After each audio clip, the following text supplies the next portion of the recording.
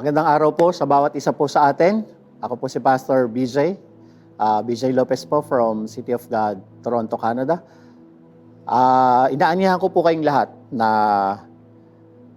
makisama po sa amin sa mga video po na ito. Tulad po na napag-usapan po namin, ano po ba ang pwede nating matutunan sa Lord's Supper? Ano po ba yung impact ng Lord's Supper sa buhay po ng bawat isa sa atin? Ang Lord's Supper po ay hindi lamang siya isang ritual.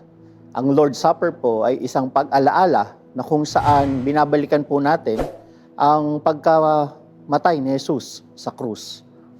Ito pong Lord's Supper, nung sinabi ni Jesus sa Matthew chapter 9 na, "Lord, my cup is overflowing. Can you please take this cup from me? But it's not my will, but your will be done." Sinasabi po dito ni Jesus, natutunan po natin, na ito po ay nagtatanggal ng ating mga kasalanan.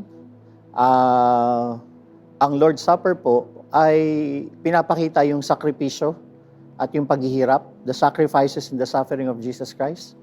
At pinapakita rin po dito na yung separation niya from His Father, na siya po ay namatay, sinabi niya na, "Father, why have you forsaken me?"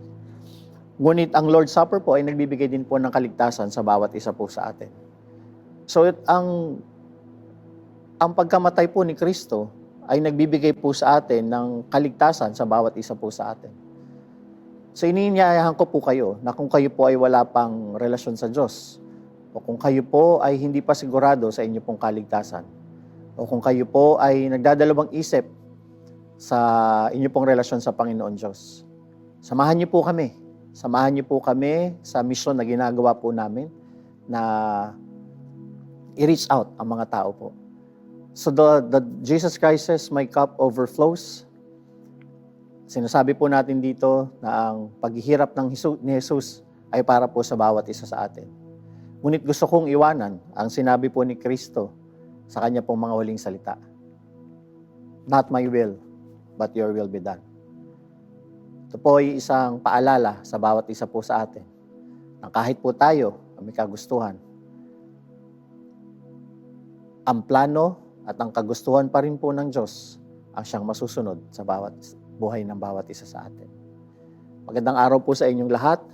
Pagpalain po kayo ng Panginoon Diyos at samahan niyo po kami upang abutin ang mga tao sa saan mang panig ng mundo sa pamamagitan po nito. Nawa po, sa panonood niyo po dito, sa pagsama niyo po sa amin, ay marami po kayong matutunan at mas makilala niyo si Jesus at magkaroon po kayo ng malalim na relasyon sa Kanya. Pagpapala po sa bawat isa, ang iniiwan po, ako po si Pastor BJ Lopez ng City of God Christian Ministry.